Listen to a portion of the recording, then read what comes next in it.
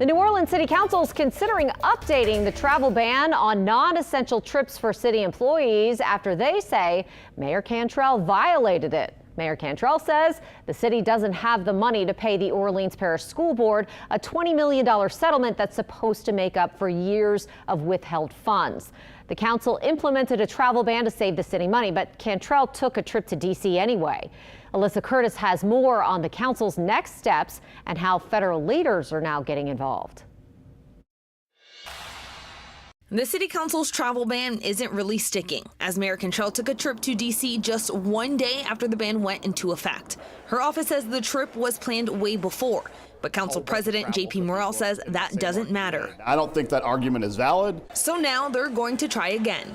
The current ban is in effect until April 30th, but Council wants to extend it until the end of the next budget season. It prevents there being a period, a layover period, where a whole bunch of travel could be booked and that same argument can be made. Plus, they're looking to add to it with a possible ban on alcohol purchases on the city's dime. I've talked to surrounding municipalities.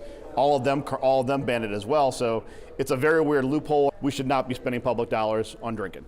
The mayor is now seemingly concerned with how budget cuts at the federal level may impact the city's budget, as she's met with at least one federal leader. But Council President Morrell says those proposed budget cuts shouldn't affect whether or not the city pays their bills.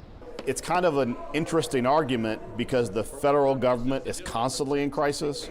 The state government is constantly in crisis. So if the argument is that uncertainty at the federal and state level mean that our budget is in disarray, that could have applied to the last 20 years. Right now, budget cuts have not been confirmed, but there's a fear it could happen. Congressman Troy Carter met with Cantrell and says New Orleans receives tens of millions of dollars from the federal government annually. He says taking this away will drastically harm the quality of life for New Orleans residents. Morrell says an upcoming revenue meeting will give the city a clearer picture on whether or not the administration's budget concerns are valid. He says he expects a rosy picture with the Taylor Swift concert, Super Bowl, and Mardi Gras behind us. Alyssa Curtis, WWL, Louisiana.